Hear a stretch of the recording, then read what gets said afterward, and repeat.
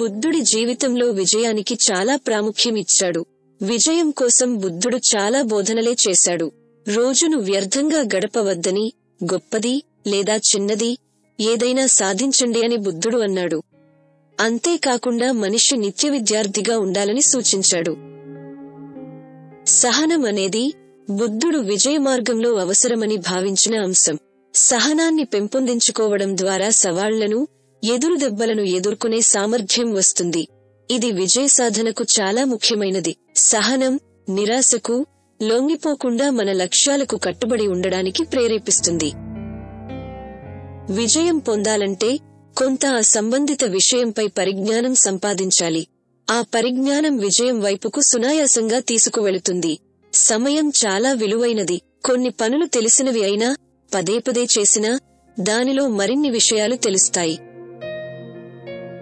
బుద్ధుడు సంకల్ప శక్తి, కృషి, స్పృహ, ఇంకా వివేకంతో కూడిన విజయానికి మార్గాలను కూడా చూపించాడు. ఏదైనా సాధించాలంటే అన్నింటికన్నా ముందు మంచి సంకల్ప బలం ఉండాలి. ఆ సంకల్ప బలం ఏకాగ్రతతో ఉండాలి.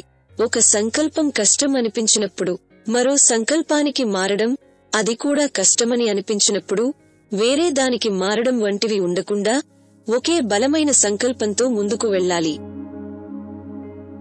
రెండవది కృషి. ఏదైతే సాధించాలి అనుకున్నామో దానిని సాధించడానికి ప్రయత్నం తదేకంగా కృషి చేస్తూనే ఉండాలి. అనేక ఇబ్బందులు ఎదురైనా వాటిని పరిష్కరించుకుంటూ, వైఫల్యాల నుంచి ఎన్నో పాఠాలు నేర్చుకుంటూ కార్యాచరణ చేపట్టాలి. ఒకేసారి పెద్ద విజయాలు దక్కవు.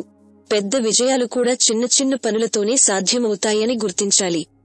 తెలివితేటలనే ఇటుకులుగా చేసుకుని కలల సౌధాన్ని నిర్మించుకోవాలి. విజయం అంటే కేవలం లక్ష్యాన్ని సాధించడమే కాదు, వైఫల్యాల నుంచి ఎన్నో అనుభవాన్ని కూడా సంపాదించడం.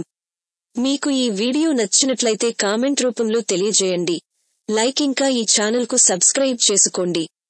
మీ లైక్ ఇంకా ఈ ఛానల్కు సబ్స్క్రైబ్ చేసుకోవడం వలన మాకు మరిన్ని వీడియోలు చేయడానికి ప్రోత్సాహమిస్తుంది.